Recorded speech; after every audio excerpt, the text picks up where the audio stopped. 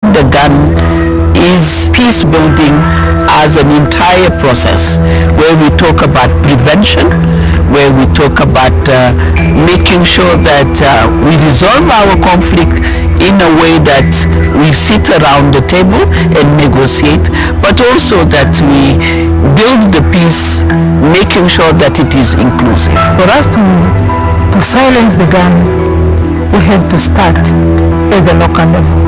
So we need to invest more at the family level to talk of peace in the families, then it transpires at the community level, then at the national level, then obviously at the continental level, and global peace will be built for that. Well, first of all, I believe that as far as interstate conflicts are concerned, there is very little left of it in Africa. What is left now in Africa is the kind of domestic conflict with evolving nature, and next to it you will find terrorists also taking advantage of the lack of security, lack of stability to create a space for them so that they can hit the stability within and also stability of neighboring countries. The African Union Peace and Security Architecture Framework and Roadmap is one of the most significant mechanisms for achieving peace and stability on the continent, with one of the core components being that of the Peace and Security Council.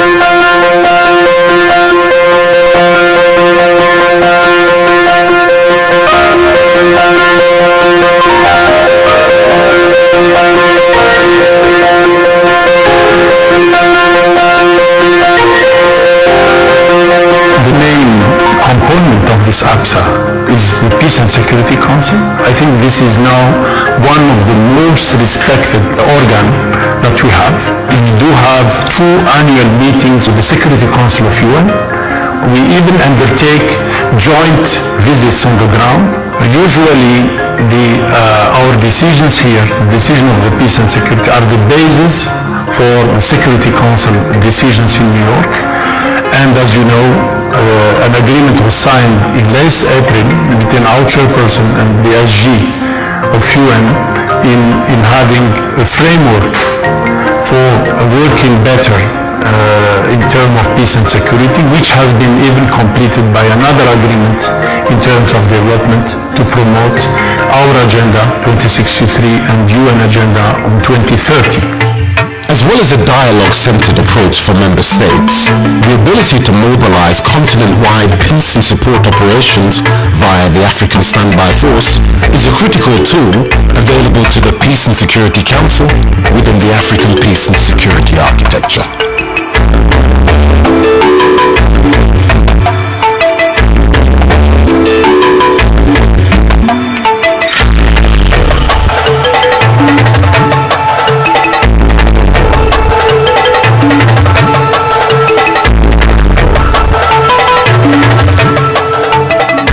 Standby Force is one of the tools in the toolbox that the Peace and Security Council has in trying to resolve conflict. But we need to understand that it is not the first tool that gets taken out. In terms of the African Peace and Security Architecture, it is actually the second or the third one. Ideally, according to the APSA, it is issues of negotiations and mediation, which is the pre-conflict issues that need to take place when people negotiate.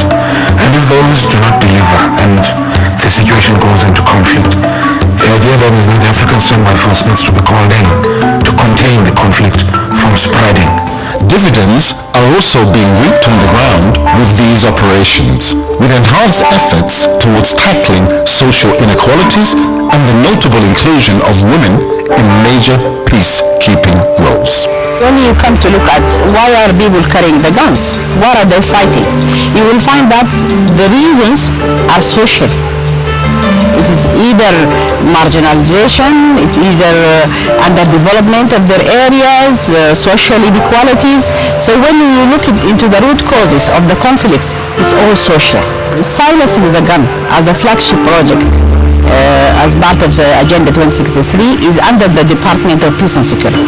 So we are working together with the Department of Peace and Security, which is leading this very important project, and we are addressing the social causes and the social impact of conflicts in Africa.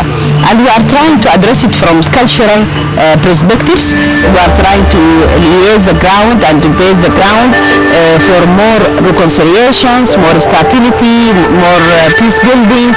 It's all related, and we are trying to address all these problems from a multi-sector approach. When I go to Somalia and see the women of Somalia, but who are still resilient and are part of the police in the community, they are part of the armies, they are reconstructing Somalia. And let me tell you that if the African Union were not in Somalia, I don't think that we will see the Somalia that is today. In Somalia, the reason why the number of sex and gender-based violence is low is because of the presence of women in peacekeeping missions. And if we then imagine to say that women should play a role at all levels, from the family until at the global level, we will see lasting or sustainable peace in this world. I think there is an aspect of citizen participation in silencing the gun in this initiative that we often overlook. It's what I call the necessary mindset to be able to emphasize the role of social values in strengthening national cohesion, which is in the long run will then allow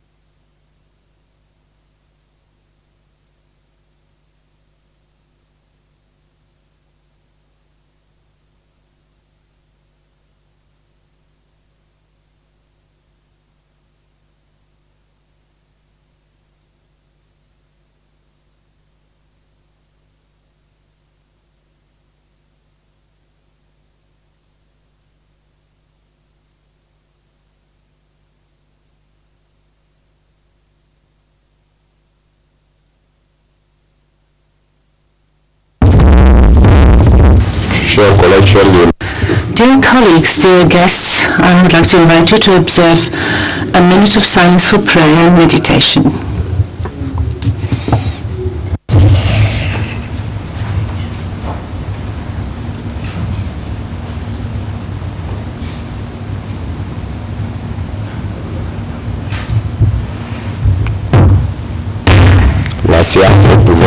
This session is open. Please remain standing for the playing of the African Union anthem. Please stand up.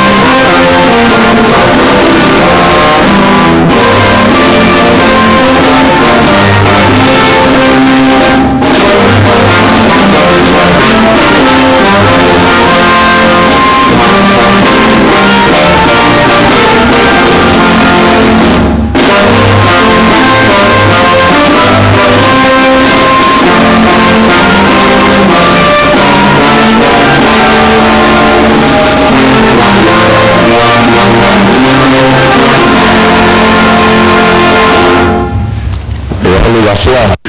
Please take a seat.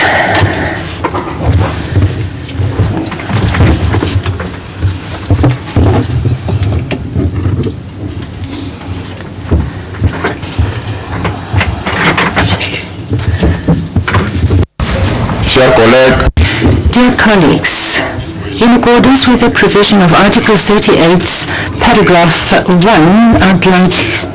I'm honored and pleased to welcome our guests to the chamber. j'invite I'd like to invite His Excellency Mr. Fumio Shimizu, Ambassador of Japan to the African Union, to enter the chamber.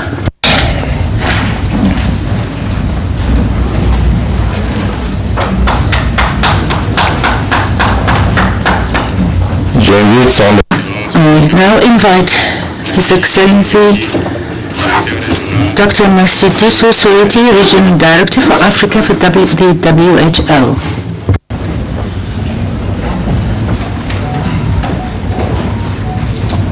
j'invite son excellence I invite now His Excellency Maila Sise, former member of the Pan-African Parliament and leader of the opposition in the Republic of Mali.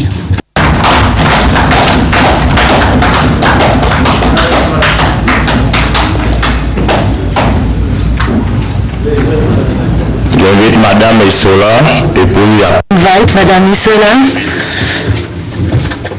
from the civil society.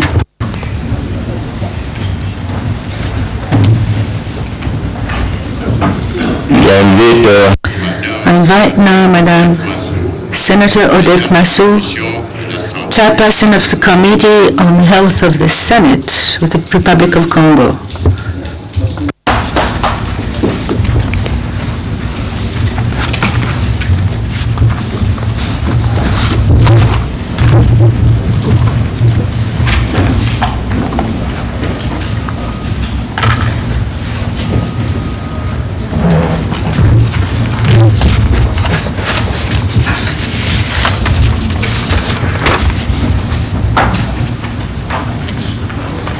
l'ambassadeur Ambassador Elman Abdulali, Ambassador of the Republic of Azerbaijan to the African Union.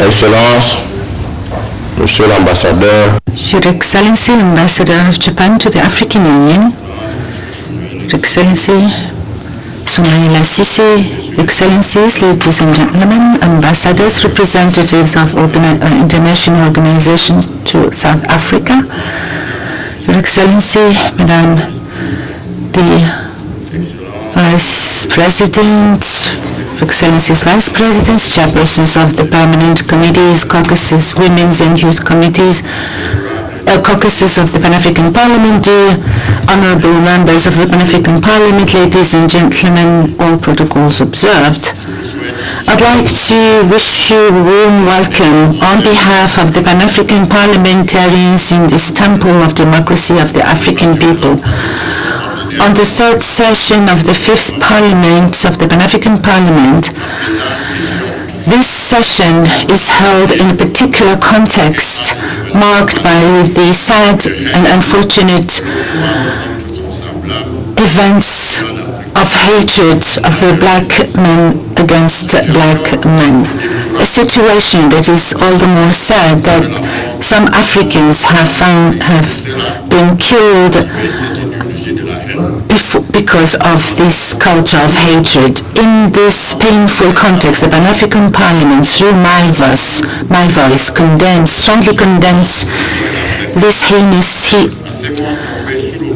acts and all the deaths. I would like to pay tribute to our colleagues who left. de l'honorable Honorable Al-Haji Kandi from Guinea and Honorable Senator Michael Temple during the intersession. May I, on your behalf, have thoughts for girls and boys of Africa that have perished in the Mediterranean and under the extremist violence, and also to pay tribute to President Beji Caid Essebsi, late President of Tunisia, and Comrade Robert Mugabe of Zimbabwe. To all those who passed away and left us, I would like to invite you to stand up and observe a minute of silence. Thank you.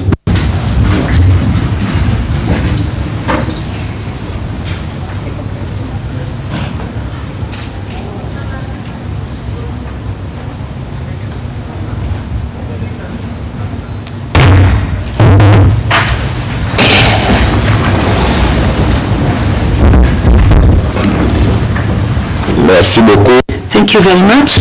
Mesdames, Excellencies, ladies and gentlemen, I would like to underscore the holy nature of human life. No human life has the right to deprive another human being from his life. But we followed with amazement the events that occurred recently in South Africa, this multiculturalist and multiracial country. Some would speak about xenophobia, but when you look at it closer, we can call it Afrophobia. These events show the intolerance of the black human being. We do condemn very strongly those events. Excellencies, ladies and gentlemen, would like to commend the rapid reaction of the highest authority of South Africa and His Excellency the President Ramaphosa, who condemned very strongly these events and asked that justice be rendered to the victims. The Pan-African Parliament should be one part of the solutions of the problems that are posed to our continent. This continent is holding this session to show our solidarity to the African people victims of violence and also to support the efforts for peace and stability initiated by the South African authorities. Dear colleagues, we think of all those who have been obliged to take refuge in the community centers, these men, women and children who had to leave their homes in extreme poverty and take refuge in centers to have their lives safe. This does not honor our continent while we are looking for its integration. In addition to the sad events in South Africa, our continent is torn from inside,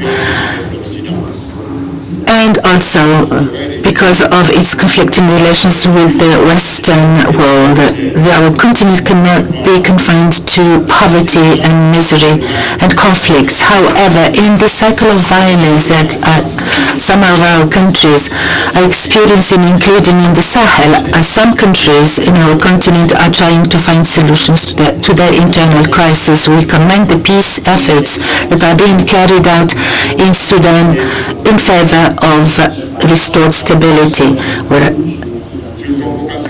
In Cameroon, on the invitation of His Excellency Paul Biya, Cameroon held from the 30th of September to the 4th of October a major national dialogue in order to find a peaceful solution to the social and political crisis prevailing in the country. The outcomes of this dialogue will, of course, lead to a final solution to the ongoing crisis.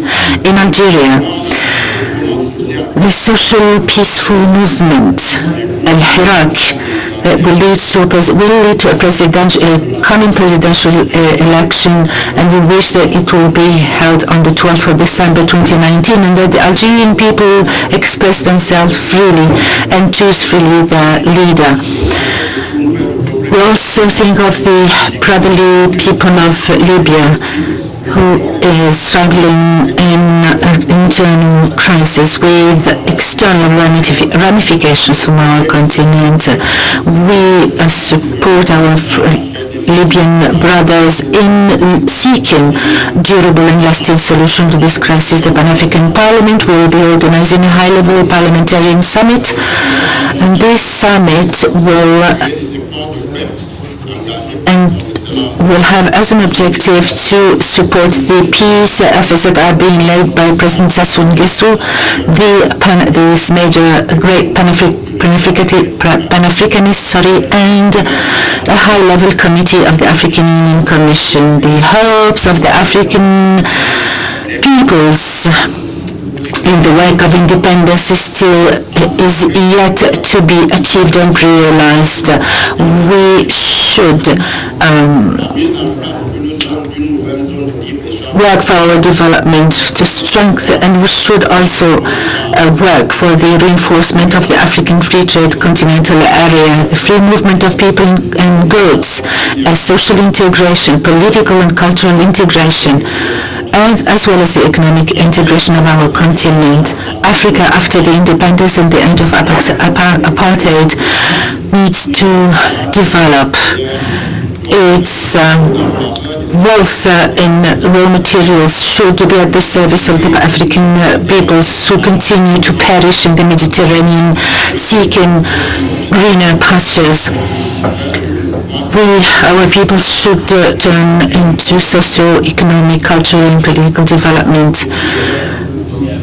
In face of the current challenges, Africa cannot afford to continue the internal conflicts and this hatred that would further impede its development. We want an Africa that lives in peace, a stable Africa for its development. I would like to urge the religious dignitaries of the world, such as Pope Francois, to pray for peace in Africa.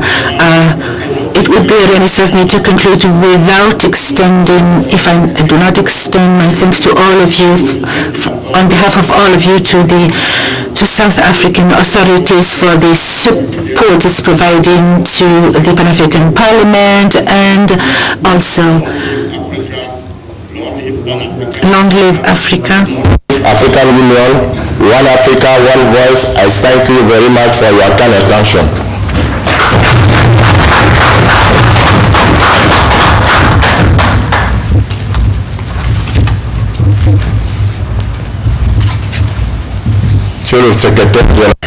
Mr. Clark, would you please give us the second item of our order?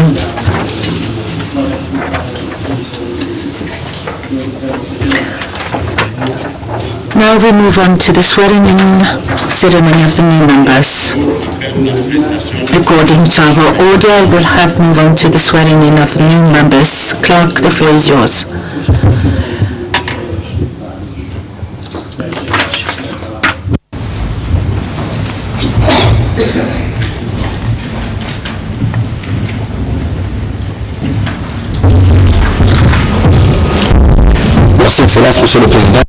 Thank you, Excellency Mr. President. Good morning, dear members.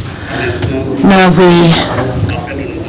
I'm going to call on the new members country by country, and then they will join me on the podium for the swearing in. First country, Benin. I would like to invite Honorable Honsa Justin Abechte, Honorable Rosine Danibo, Honorable Paulin Benou, Honorable Sedami Medegan Soglan, and Honorable Bundia Jacques Yafubu to come to the high table.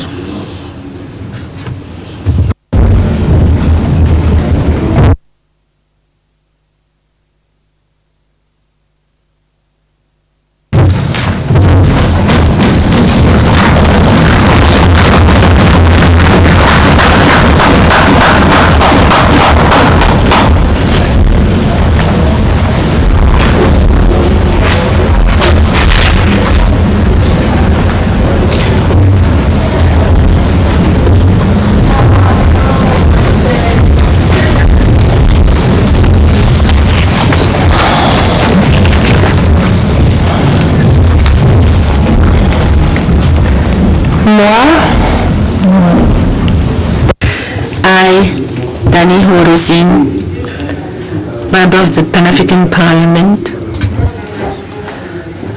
hereby solemnly declare on behalf before the African people and God to perform my functions as a member of the Pan-African Parliament to the best of my ability and with honor and dignity in the service of the peoples of Africa. I will be faithful and bear true allegiance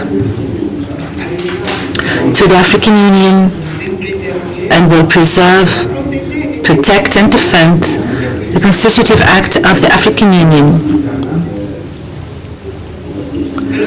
and the protocol to the treaty establishing the African Economic Community relating to the Pan-African Parliament Act.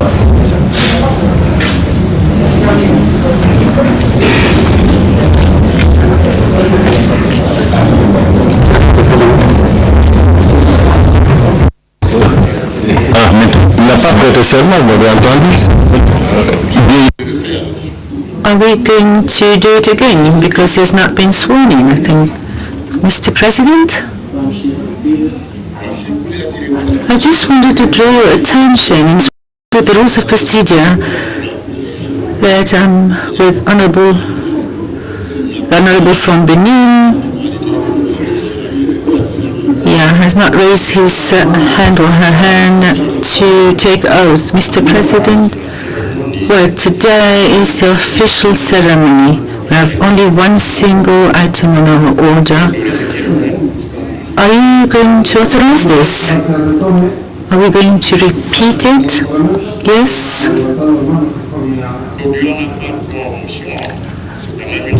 So this is an official opening ceremony. We are not supposed to have motions here.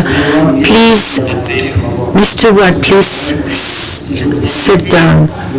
I thought in the orientation committee, you have been told that you should have a group swearing in. So, because given the great number of new members, we cannot have individual swearing in. I, Pauline Bruno, member of the Pan-African Parliament, solemnly declare that I will perform my functions as a member of the Pan-African Parliament to the best of my ability and with honor and dignity in the service of the peoples of Africa. I will be faithful and bear true allegiance to the African Union and will preserve, protect and defend the Constitutive Act of the African Union and the protocol to the treaty establishing the African Economic Community relating to the Pan-African Parliament as by law established. And I will promote adherence to the principles of good governance, democracy, human rights, international humanitarian law, peace, stability and all objectives of the Pan-African Parliament. I so affirm. Can you please take your seat, Honorable? Mr. Clark, please, would you tell us what method have you opted for? If it's a group method, we'll do that. If it's going to be individual, just tell us, please. Thank you, Mr. President. The swearing-in will be carried out by group of countries. And I would like to explain here that the oath being a solemn act, the member who will be joining me will read out the solemn oath and raise his or her hand. This is what we do usually. This being said,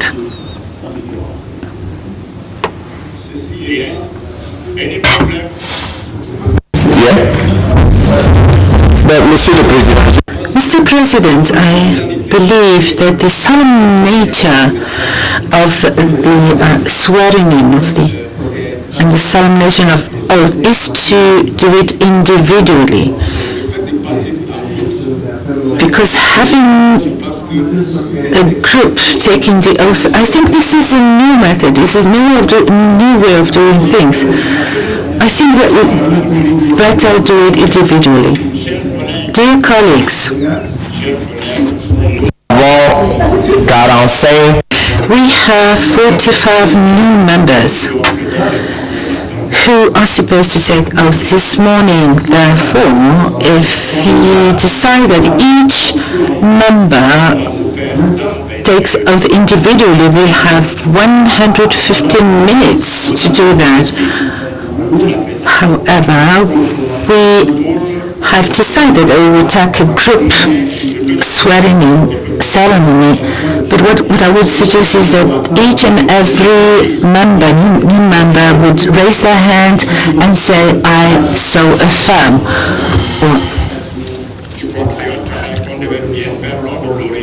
I think that this should have been explained during the orientation meeting, which has not been done. So, had we had only one or two members, it would have been okay to do it individually. Mr. Clark, the floor is yours. I would like now to call on the members of the DRC, Democratic Republic of Congo, Honorable Jeannette Kayongo Desiree Kabila, the Honorable Jacques Jolie Ezo Kelly, Honorable Nganula Nga, the Honorable Carol Agito Amola, Honorable Didier Molisho Sadi,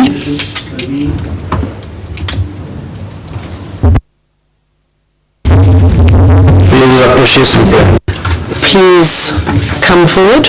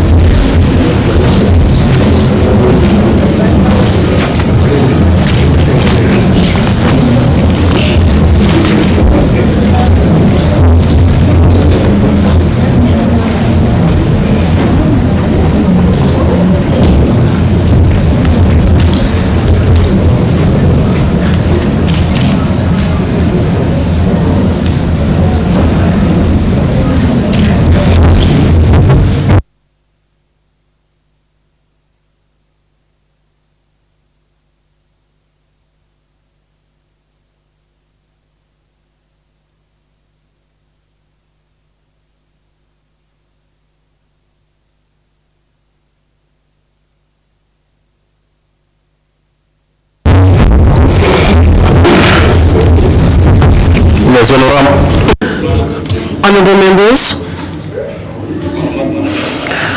from the Parliament of Madagascar, MPs Honourable Jocelyne Rahelinta, Honourable Jean Bosco Ivotina, Honourable Felix Monoloza, Honourable Jean-Nicolas Nazabo, Honorable Hussein Rochelin, Honorable Rodrigue Somon,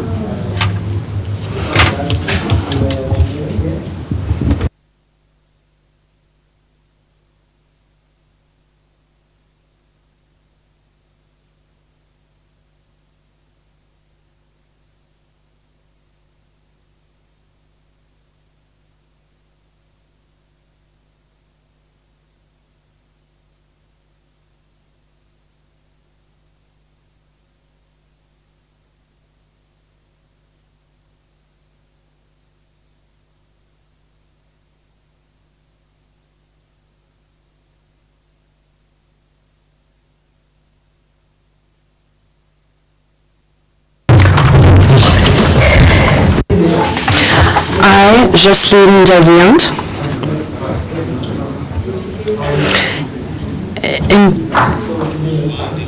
I, MP Bosco, I'm Malocho Felix. I, Jean-Nicolas. I, Roslin Hussein. MPs of the Pan-African Parliament hereby solemnly swear before the African people and before God. I will perform my functions as a member of the Pan-African Parliament to the best of my ability and with honor and dignity in the service of the peoples of Africa. I will be faithful and bear true allegiance to the African Union, and I will preserve, protect, and defend the constitutive acts of the African Union and the protocol to the treaty establishing the African Economic Community relating to the Pan-African Parliament as established by law. And I will promote adherence to the principles of good governance, democracy, human rights,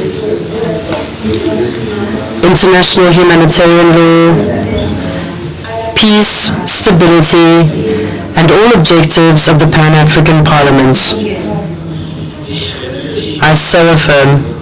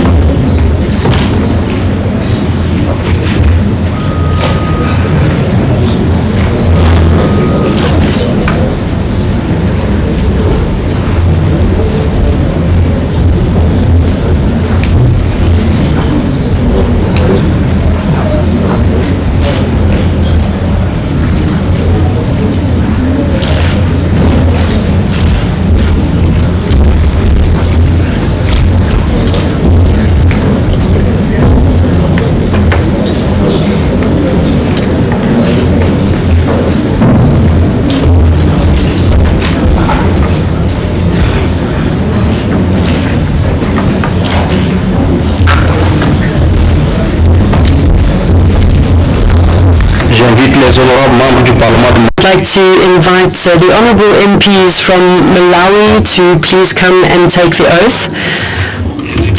Ezekiel Peter Shiguma, Chrissy Kamunga, Honourable Shimure Mazibuka,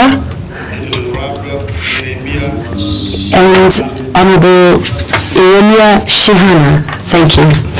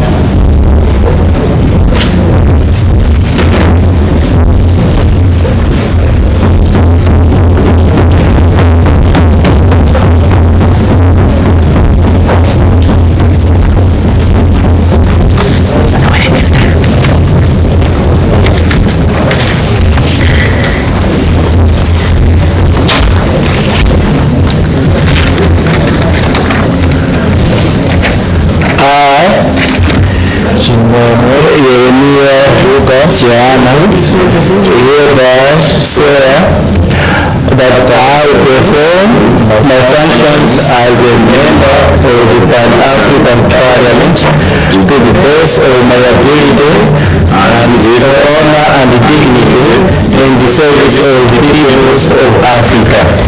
I will be faithful and bear true allegiance to the African Union and will preserve, protect, and defend the Constitutional Act of the African Union and the protocol to the treaty establishing the African Economic Community relating to the Pan-African Parliament as by law established. And I promote adherence to the principles of good governance, democracy, human rights, international humanitarian law, peace, stability, and all objectives of the Pan-African Parliament. So help me God.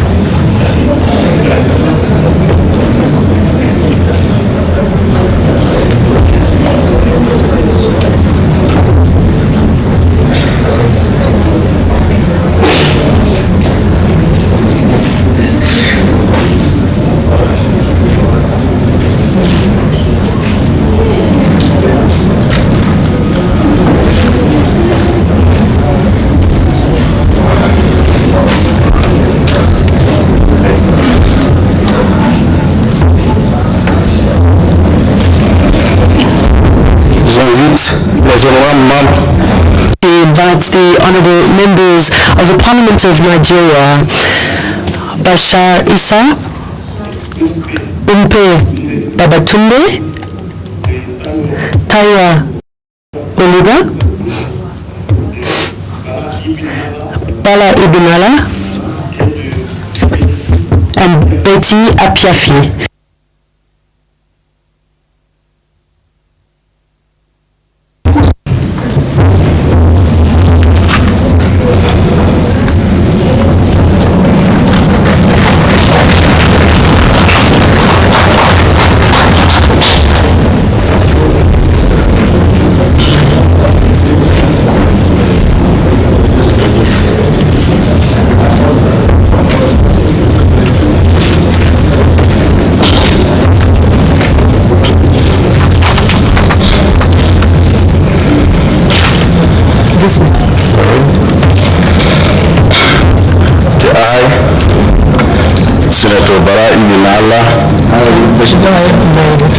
Hereby swear and solemnly declare that I will perform my functions as a member of the Pan-African Parliament to the best of my ability and with honor and dignity in the service of the peoples of Africa. I will be faithful and bear true allegiance to the African Union and will preserve, protect, and defend the Constitutional Act of the African Union and the protocol to the treaty establishing African Economic Community relating to the Pan-African Parliament as by law established. I will promote adherence to the principles of good governance, democracy, human rights, international humanitarian law, peace, stability, and all objectives of the Pan-African Parliament. So help me God.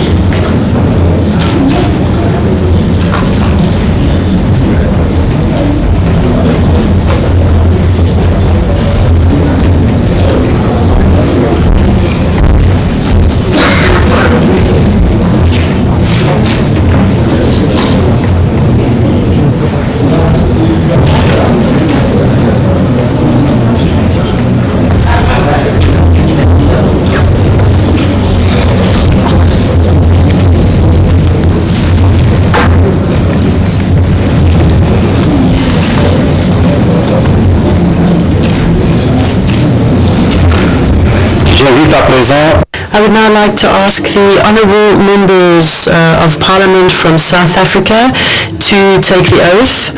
Honourable Matole Mosheka, Honourable Amos Musondo, Honourable Pamela Mojina, Honourable Tembekile Richard Majoba, and Honourable Julius Malema.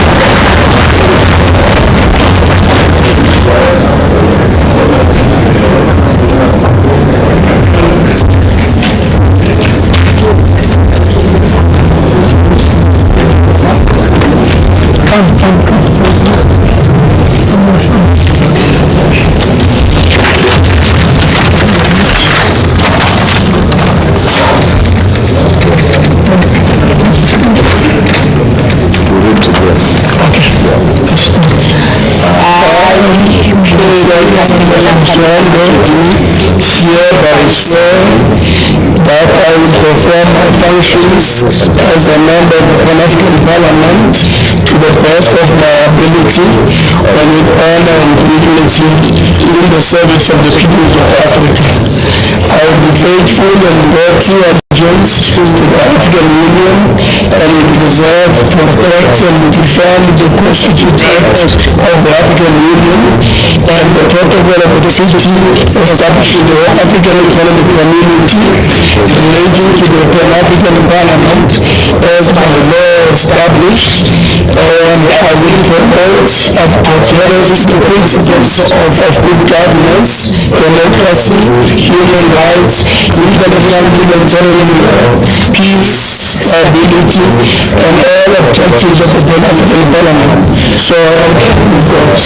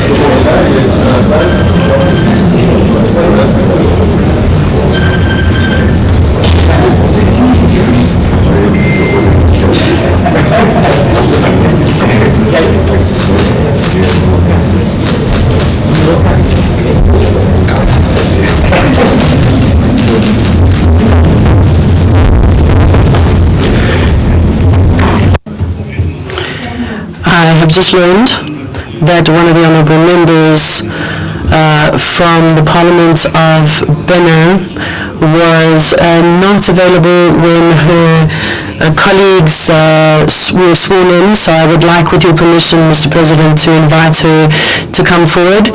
Honourable Sedani Medega Fagla. If she's in the room, I would like her to approach the podium.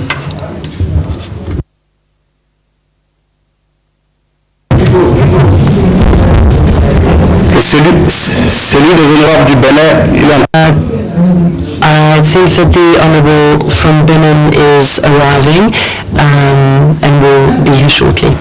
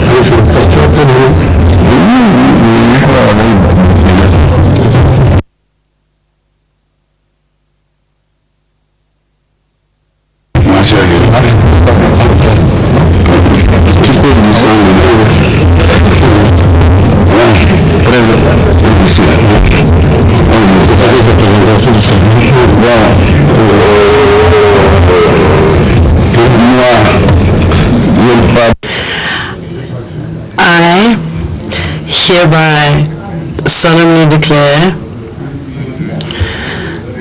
that I will perform my functions as a member of the Pan-African Parliament, and I swear this before the African people and before God. I shall do this to the best of my ability and with honor and dignity in the service of the peoples of Africa. I will be faithful and bear true allegiance to the African Union and will preserve, protect, and defend the Constitutive Act of the African Union and the Protocol to the Treaty establishing the African Economic Community, relating Pan-African Parliament as by law established. And I will promote adherence to the principles of good governance, democracy, human rights, international humanitarian law, peace, stability, and all objectives of the Pan-African Parliament. I so affirm.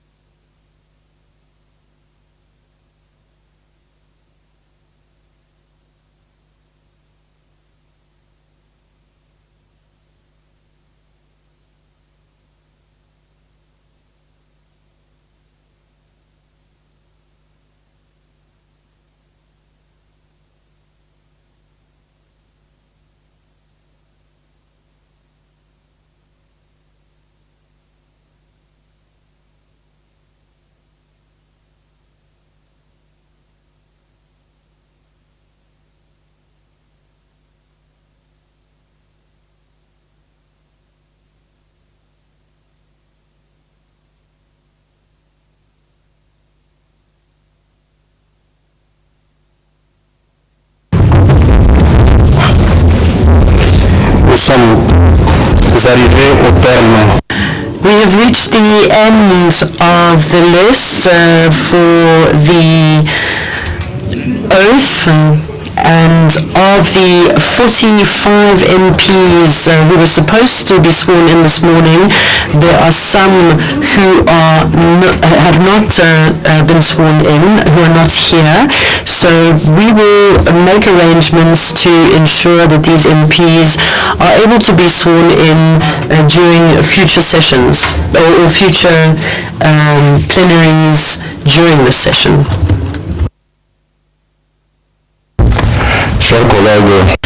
Dear colleagues, thank you very much, Mr. Clark, and I would like to warmly welcome the new MPs who have just been sworn in. This is your house, this is your home, and for those who are experienced and know how things work here, please help and guide our new MPs. Africa is a very large building site where we have much to build together, and so without further ado, I would like to invite our honourable guests, the ambassador, His Honourable Ambassador from the Embassy of Japan, the ambassador to the African Union. I would like to also welcome the Speaker of the National Assembly for Azerbaijan, and I would like to also introduce the Honourable Assisi, who knows this house very well, and we will begin with the Ambassador of Japan to the African Union, Honourable Fumio Shimizu.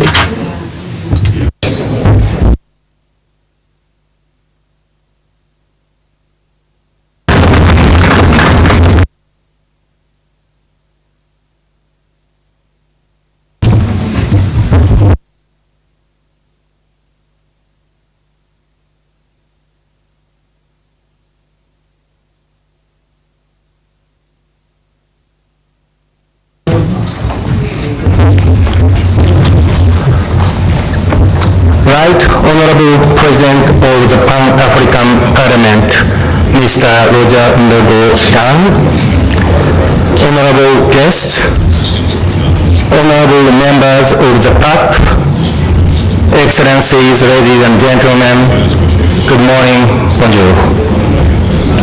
I'd like to congratulate you all on the opening of the third ordinary session of the Fifth Parliament of the Pan-African Parliament. It is a great honor to be invited by the Right Honorable President of the PAC today.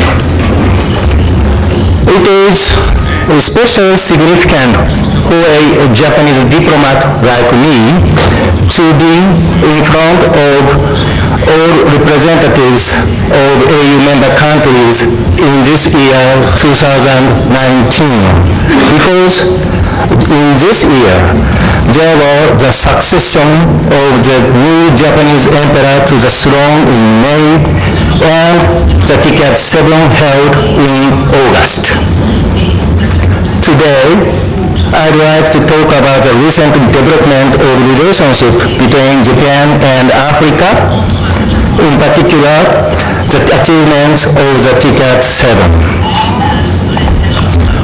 While Japan and Africa have enjoyed a friendly relationship for a long time, it is getting more important these days due to Africa's economic growth, increasing population, and our endeavors on peace and stability in the world. Japan has further strengthened its relationship with the African Union, as evidenced by the establishment of the dedicated mission of Japan to the African Union in January 2018, and I was nominated as the first ambassador of this mission. The proof of our close partnership is TICAD. TICAD is a summit-level international forum on African development. Since the TICAD process started in 1993, Japan has continuously promoted African ownership and international partnership. This year, from 28 to 30 of August, TICAD 7 was held at the city of Yokohama in Japan under the following theme, namely, advancing Africa's development through people, technology, and innovation. More than 10,000 people from African and partner countries, representatives of international and regional organizations, business sector, and civil society participated in this summit. This TICAD summit was co-chaired by our Japanese Prime Minister, Mr. Abe Shinzo, and His Excellency, Mr. Abdel Fattah el-Sisi, President of the Arab Republic of Egypt, Chair of the AU this year. The Commission of the AU played an important role as a co-organizer. At the end of the summit, the Yokohama Declaration 2019 and the Plan of Actions were adopted. Along with those outcomes of the TICAD 7, Japan will further strengthen a variety of cooperation with Africa. At the opening session, Prime Minister Abe delivered his keynote address, whose initial part touched upon strengthening the Japan-Africa economic relationship and the promotion of Japanese private investment in Africa. Prime Minister Abe emphasized the partnership between Japan and Africa, which will be strengthened through entrepreneurship and enterprise, along with investment and innovation. Japan will continue to contribute to the improvement of Africa's business environment and put forth every possible effort so that the amount of Japanese private investment in Africa, which was $20 billion over the past 3 years, will be surpassed in the years to come. To achieve such expansion of investment, Japanese government will make all the efforts, including the training of African people in the area of business and industry, through Kaizen or improvement initiative, and through technical assistance implemented by JICA, Japan International Cooperation Agency, and others. Empowerment of youth and women is one of the key cooperation targets in this direction. With regard to the Japan-Africa economic relationship, we expect further progress on the economic integration of Africa, including through African Continental Free Trade Agreement. Japan would like to support its implementation. Ladies and gentlemen, the social sector issues were also discussed in the TICAD 7. Japan will contribute to building resilient and sustainable societies which are indispensable for the realization of human security and the sustainable development goals. In the health sector, it is Japan throughout the history of TICAD that has promoted universal health coverage in Africa. Japan pledged to newly bring UHC to 3 million recipients in Africa. We think it is important to strengthen resilience and preparedness, including our efforts to tackle with Ebola fever. Japan will also contribute to combating climate change, disaster risk reduction, and quality education in Africa based upon our experiences and expertise. Peace and security are crucial as a precondition for economic growth and the improvement of livelihood. Prime Minister Abe introduced in his keynote address Japan's new approach for peace and stability in Africa. Japan will closely work with the African Union and regional economic communities to support Africa's effort for conflict prevention and mediation. Through this approach, Japan will assist institution building and human resources development to make judicial, governmental administration and legislative systems stable and secure, so that nation building does not move backward as a result of conflict. These contributions will be aligned with silencing the guns by 2020, which is next year's theme for the African Union. Moreover, Prime Minister Abe expressed that together with Africa, Japan would like to safeguard the Indo-Pacific Oceans, which connects Japan and Africa with great care as an international public good, where the rule of law be applied. In this regard, Japan will contribute to the development of the blue economy through the development of marine resources, as well as to the strengthening of maritime security and safety, which are indispensable for maritime resources development, and also contribute to the protection of the marine environment, including through measures to tackle with plastic marine litter. Ladies and gentlemen, my sincere hope is that the ties between Japanese and African people could be enhanced through people-to-people exchange. In this context, Japan will host next year's Olympic and Paralympic Games. We welcome African best athletes to come to Tokyo next year. When we talk about people-to-people exchange, we cannot ignore the importance of exchanges of parliamentarians. During the TICAD 7, a meeting was held between His Excellency Mr. Musa Faki, chairperson of the Commission of the EU, and members of Japan-EU Parliamentary Friendship League of the National Diet of Japan. I wish that parliamentary exchanges between Japan and Africa could take place in the near future. Finally, let me reiterate my conviction that through the TICAD 7 and towards the TICAD 8 to be held in Africa in 2022, the relationship between Japan and Africa will be further strengthened.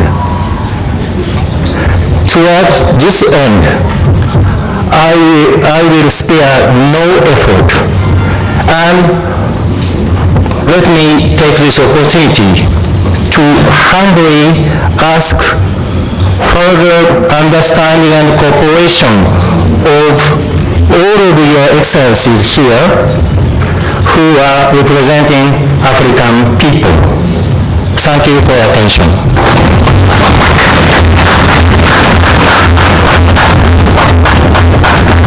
Thank you very much, Excellency. And now I want to give the floor to His Excellency Mr.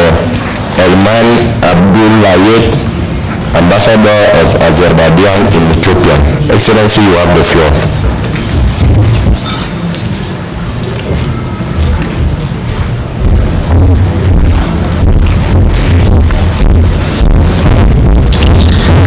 Good morning, Excellency, Honorable Reverend Commandant. Good morning, esteemed members of the Pan-African Parliament. It is a great pleasure and honor to be invited to this ordinary session opening ceremony. And frankly speaking, it is always a very positive and very interesting mood to be among you here. And sincerely, I haven't prepared the speech, and I will speak out of my heart. I assure it will be short, but just to make sure that we always prefer to speak at this podium on behalf of our hearts. And it is an honor and privilege to come all the way from Addis Ababa and to salute you. I see many familiar faces here, and also would like to salute my esteemed colleague, Ambassador Shimizu, who also came with me along from Addis Ababa. Mr. President, thank you so much for this kind invitation. Just would like to start with wishing you very successful deliberations in your further session, and also would like to congratulate the newly sworn in members of the Pan-African Parliament and wish them all the luck and success. Honorable members of the Pan-African Parliament, just a couple of words about Azerbaijan-Africa relationship. First of all, this is not a new relationship, although Azerbaijan is a newly independent country which gained its independence in 1991 from the Soviet Union. But our cooperation goes back to the 60s, 70s, when Azerbaijan was its capital, Baku, which was among the very important academic capitals of the Soviet Union, gave Africa more than 15,000 graduates who came back to their country after studying in different universities of Azerbaijan and served their continent with dignity. We in Azerbaijan always felt that we have to be close to our African brothers and sisters in their fight for the decolonization, for independence, and we always felt that it is our duty to start and continue this road with them. After the independence, Azerbaijan, under the leadership of our president, His Excellency Ilham Aliyev, we initiated different social projects, among which are the educational projects, which is of course the capacity building projects. We relaunched this program to bring again many more African brothers and sisters to Azerbaijan, where we can assure that they receive proper education so they would be back in their continent and serve their people with dignity. I just mentioned that Azerbaijan was from the beginning with the people of Africa to support this beautiful continent in its struggle for independence. This year, precisely in October 25-26, Azerbaijan is hosting the summit of the non-aligned movement. Azerbaijan is one of the newest members of the non-aligned movement. And of course, as you know, and as you are well aware, that non-aligned movement is the movement that was inspired by the decolonization process in Africa, by the independence of Africa, and inspired Africa in its decolonization. And by the way, Africa is the founding father of the non-aligned movement. So, being as the newest member of this movement, Azerbaijan, as a new chair of the movement, is going to bring a new focus on Africa during our 3-year chairmanship. Our membership, our chairmanship, will focus on different issues that Africa is tackling today on different levels. And we are expecting participation of many heads of states and governments and other officials from this continent. And also, Your Excellency, Mr. President, we are expecting your participation also because we thought that we really need to have Pan-African Parliament with us at this summit. So it will be our honor and the privilege to have this important venue be represented by His Excellency President Roger Godedam.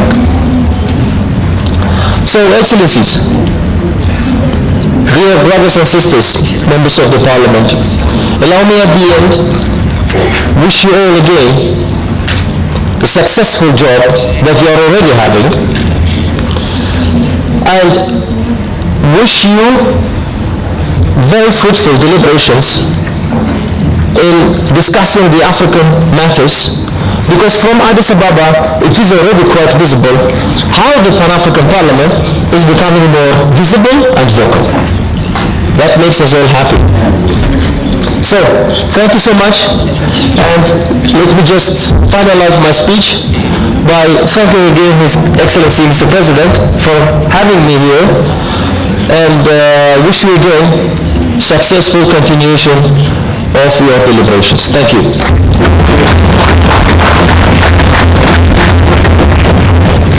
Thank you very much, Excellency. And now I want to give the floor to Honorable Sise Sumaola, former member of PAP. I wish you welcome in your house. Honorable Sise, you have the floor.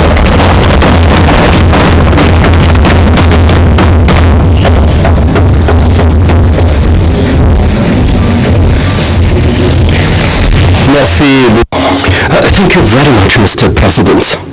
Mr. President, honorable members of the Pan-African Parliament, I wish to thank you for the honor and the privilege you bestowed on me by inviting me to this session. I'm usually used to sit at the back, but today I'm standing here in front of you, and I thank you very much for this opportunity. Madam Mrs. Well told me that the President wanted me to speak, and then I asked myself what I was going to talk about. I wanted to write something very quickly, but I looked for paper in my pocket and I couldn't find any. And a colleague gave me his business card, and I used it to jot down some ideas. I have two ideas to share with you this morning. The first one is my hope. My hope is that this Parliament becomes stronger, that we hear more the voice of this Parliament. Today, the problems we are facing are related to governance, the establishment of real institutions of counter-power. And this is my dream for the Pan-African Parliament.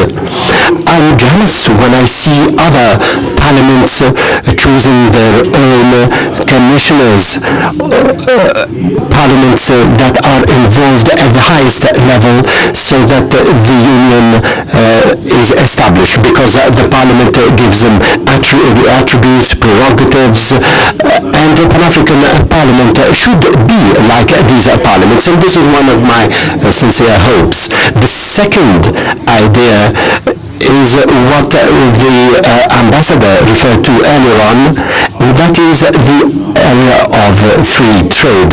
We are going to create the continental free trade area, and in UNUA we established the free trade area, and we tend to struggle more for the free movement of commodities more than for the free movement of persons. It's high time people had the opportunity to move freely on the African continent.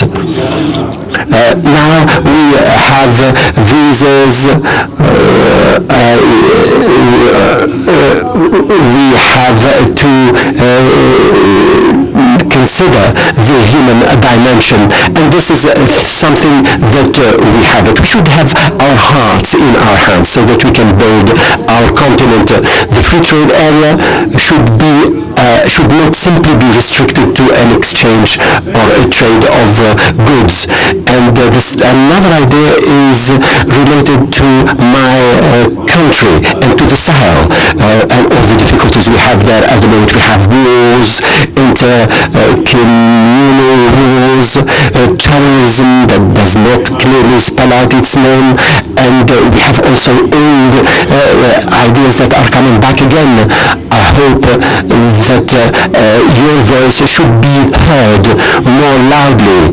You need to cry with these children who are crying, with these women who see their children die and their husbands disappear because of the forces of evil. Mr. President, you needed to have a committee on information in the Sahel. What is happening in the Sahel is really dramatic. It is really subhuman, and each one should be aware of this. But these things can happen anywhere on the continent. They can happen in every African country. They can happen to our families or to our neighbors and friends.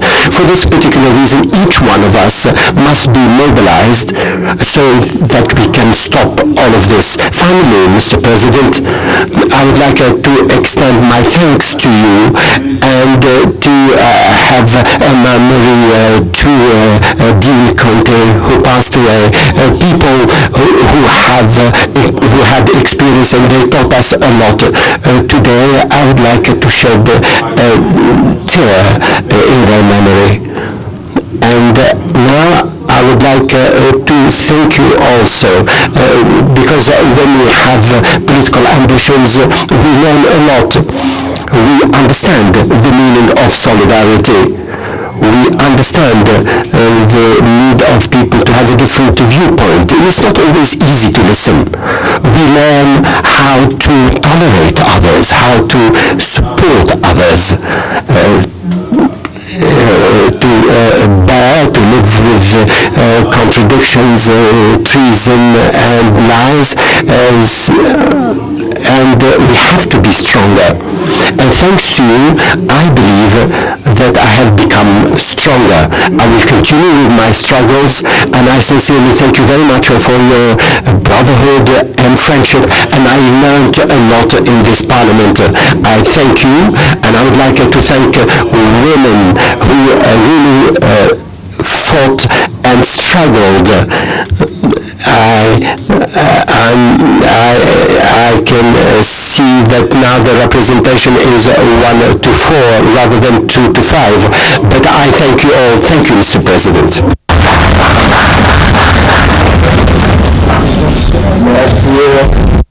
Thank you, Honorable Smoila. Dear colleagues, we have just listened to this message of solidarity. The path to international cooperation in our parliament has started. We shall reply to the invitation by the non-aligned movement. We are expecting a lot from cooperation with Japan. This parliament should move forward on this as hoped for by Honorable Samuela. We are men and women able to fulfill our responsibility towards our continent. But unfortunately, our role is put in the background. We must be at the forefront. We represent African peoples. And with this note of hope that I'm going to adjourn our deliberations to welcome our guests of honor, I would like to invite all the guests and the members of parliament to go for a coffee break. We resume in 15 minutes. We resume in 15 minutes. Thank you.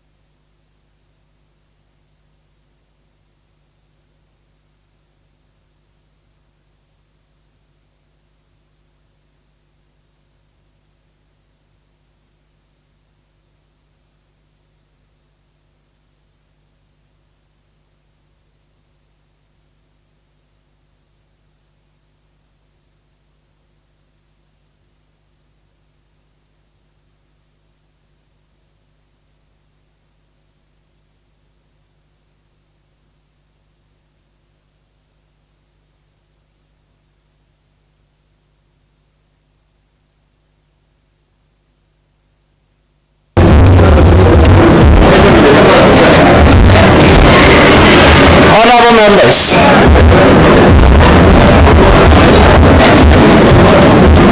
Honorable members, please kindly take your seats to allow the guest of honor to enter the chamber. All those standing, please settle, take a seat so that we can get a guest of honor to enter the chamber.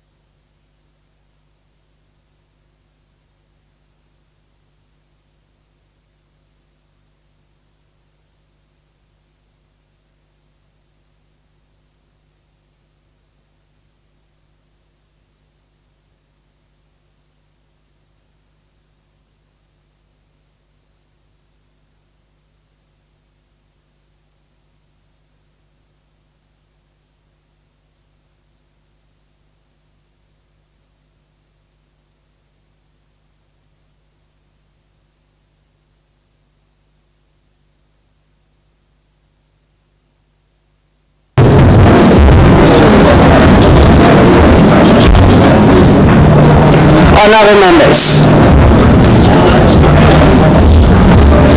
the guests of honor will arrive into the chamber You are all kindly requested to rise as you enter the chamber. The guest of honor, the Right Honorable Jeanine Mabunda Lioko, the Speaker of the National Assembly of the Democratic Republic of Congo.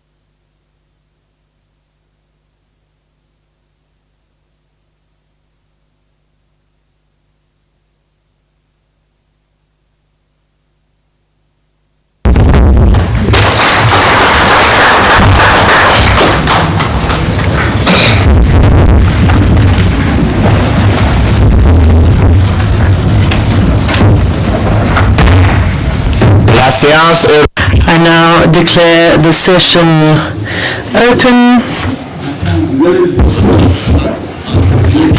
Our Right Honorable Jeanine Mabunda Lioko, the Speaker of the National Assembly of the Democratic Republic of Congo. She's the first woman elected to this position since independence in 1960, and she is doing us a great honor by visiting us today.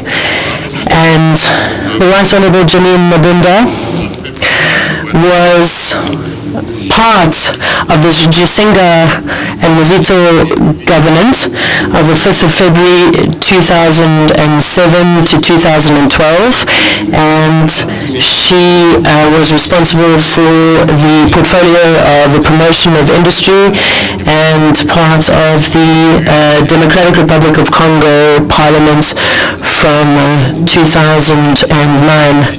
And she studied at the Catholic University of Leuven in Belgium, and after that she filled various positions, including in Citibank in 1998, and she also supervised the commercial department of Africa Systems, and she was legal advisor for the National Bank of Congo. She has worked for the World Bank in Washington and Paris, and she was in charge of the fund for the promotion of industry in her country, and during this mandate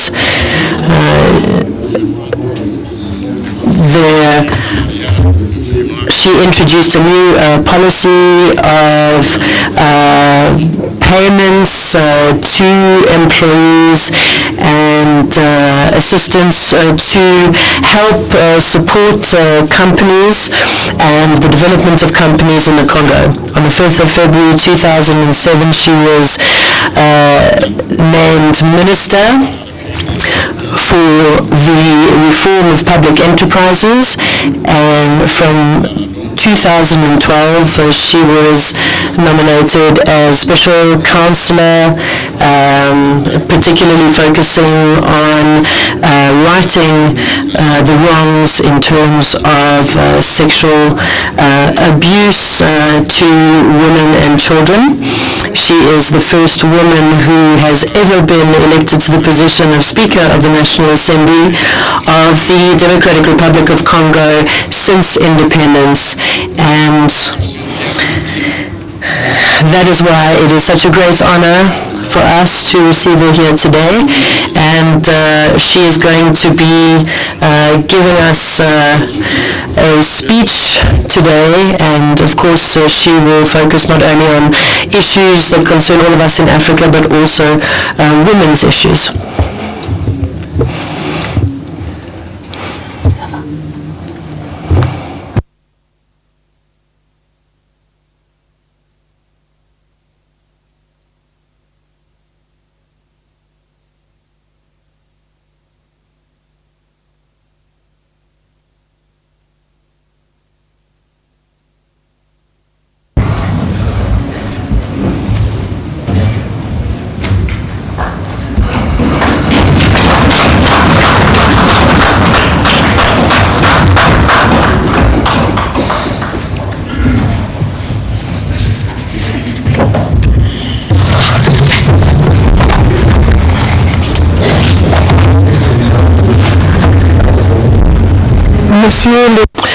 Right Honourable President, ladies and gentlemen, Vice Presidents, and Honourable MPs, I'm particularly happy to be among you here today in this August Assembly of parliamentarians. Many of us still remember the work of our founding fathers who created the African Union many decades ago. But we do not want to reduce the 50th anniversary of our union to just a date or an event. And so all of our leaders on the continent have decided that the next 50 years should be very different to the half century that we have just lived together. Mr. President, ladies and gentlemen, Vice Presidents, dear colleagues, and in terms of African citizens, the Agenda 2063 seems like just a vision or a utopia. An Africa ruled by its own citizens, an Africa that has become a world power. Isn't that science fiction, they may ask themselves? But Mr. President, Vice Presidents, esteemed colleagues, all of these doubts and hesitations must not make us forget that despite some of the mixed results on an economic level, on a political level, Africa has actually made enormous progress in the last century. And there is a lot of progress that has been made in terms of the independence of African countries in the 60s and the 70s. And after this period, my country and many other countries participated in the liberation of other countries, including Angola, South Africa, through Resolution 2505 of the United Nations, and that was the Lusaka resolution. And the people of the Congo have never forgotten the gratitude expressed by the very famous ex-prisoner Nelson Mandela, and he visited our country, and we actually were the first country that he visited after his liberation, and he expressed such gratitude for the battle that we had fought together. And the African Union has proclaimed 2019 as the year for refugees, returnees, and the displaced. And so we need to remember the plight of refugees. We need to remember that armed conflict, poverty, and unemployment are major reasons for people to be displaced. The first victims of conflict are women, children, and the most vulnerable. And I would like to use this opportunity to express my solidarity to all my brothers and sisters across the continent who find themselves in these extreme situations. And I would like to implore all African countries to please ensure greater protection of women, children, and the most vulnerable, particularly those countries that are welcoming refugees and displaced people. Mr. President, Vice Presidents, dear colleagues, the current situation is not insurmountable. Africa has enormous resources in terms of its people, in terms of its mineral resources, in terms of its energy, and all of this combined will help us to achieve our goals. All that is needed is for us to work together for the Agenda 2063 to become a reality. From the north to the south, to the east, to the west, all of our people are asking us to take concrete action to make this agenda a reality. And the Mediterranean Sea must stop being a cemetery for the African youth. We therefore have the obligation to offer these youths employment and effective employment and reasons to stay in their countries. And as an organ of the African Union, while we await the ratification of the Malabo Protocol by the various member states, as an organ, it is up to you to formulate recommendations and precise resolutions to improve the political and economic governance of our countries.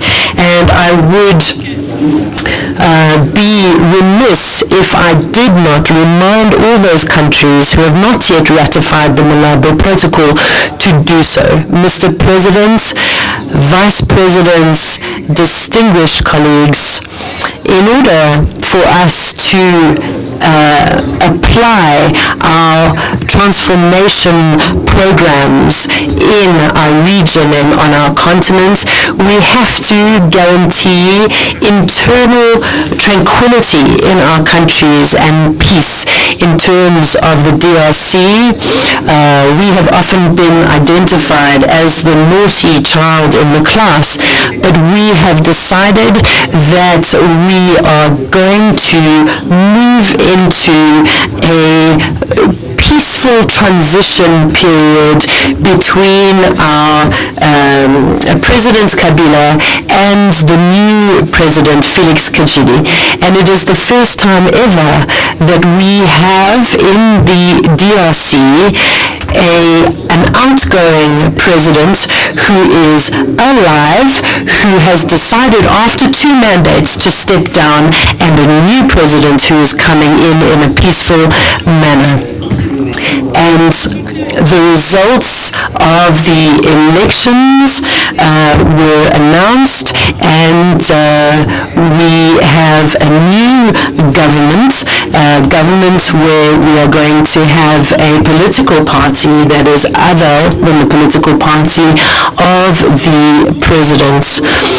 And the outgoing president has 365 MPs in the parliament, which is in fact slightly more than the incoming president. But in order to guarantee a peaceful transition, the two presidents decided to form a coalition government and to work together as partners. And this willingness has led to the creation of our new assembly in April 2018 that I have the honor of presiding over as Speaker.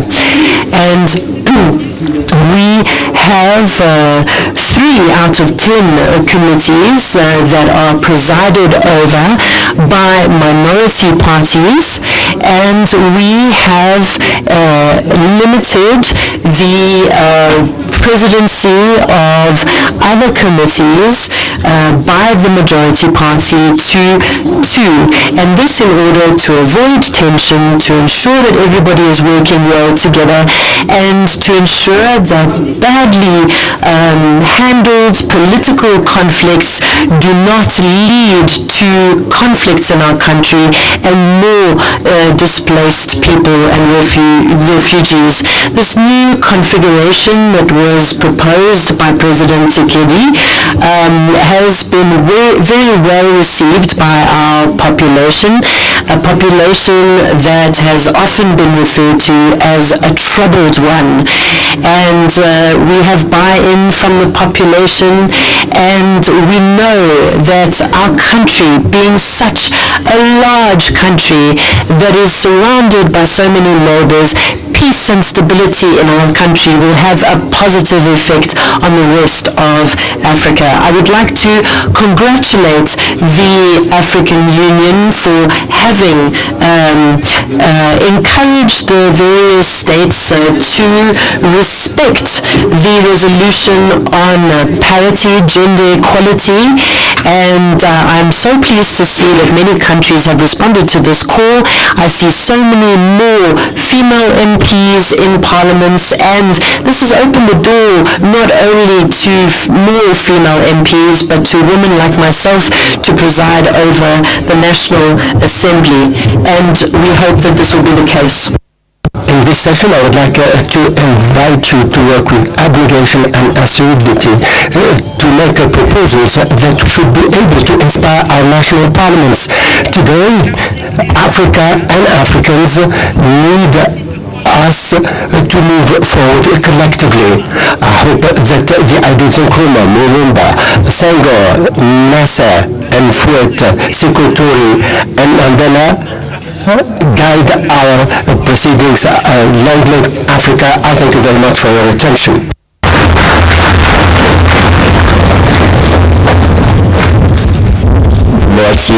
Thank you. Thank you, Madam President. Merci, Madame la Présidente. Thank you Merci pour ce message. for this message of solidarity which has touched our hearts. We are going to work together to implement the founding ideals of the founding fathers of Pan-Africanism. I would like to invite the clerk to make some announcements.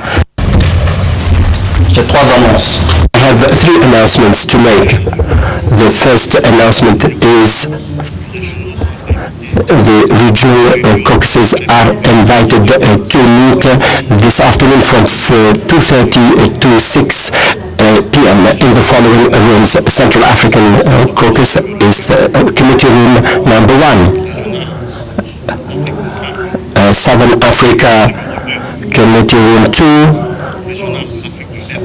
East Africa Committee Room 3. North Africa Committee Room 5. West Africa here in the chamber.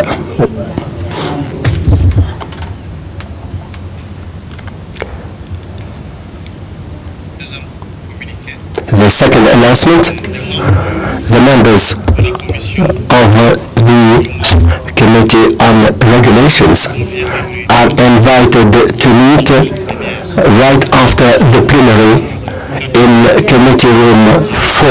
I invite the interpreters who will serve the plenary to go to this room to service that meeting. Il est porté à la connaissance I would like to inform the members of Parliament who submitted an application for a diplomatic passport are kindly requested to go to the Parliamentary Secretariat to give photos and to have their digital imprints. Those who have not submitted the application are kindly requested to go to the same place. They need to bring 2 photos and the old passport of the Union. Those wishing to renew their passport, the new members need to bring 2 identity photos and the national passport. Thank you. Merci beaucoup, Monsieur le Secrétaire général. Vous avez oublié 2 annonces que je me permets de les faire. Première annonce, la séance photo, tout de suite après la suspension. The family photo and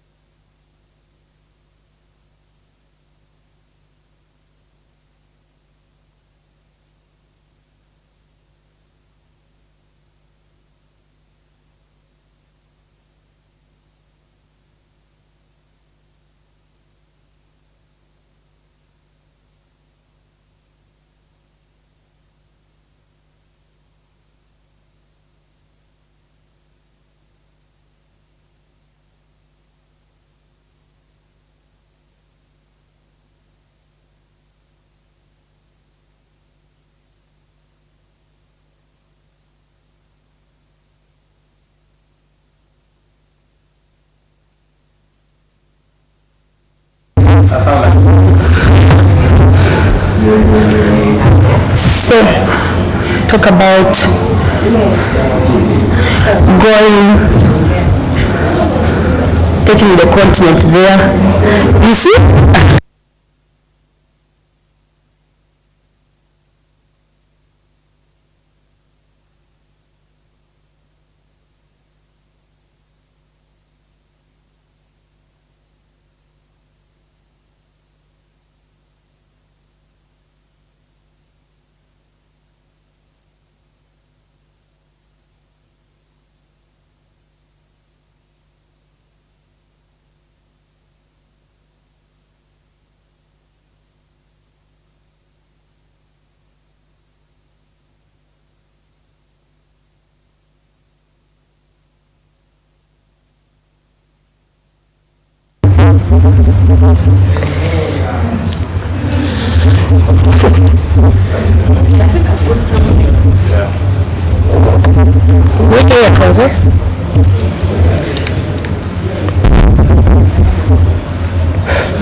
Piga. Nisema wenye ulikuwa unafanya. Anyway, share.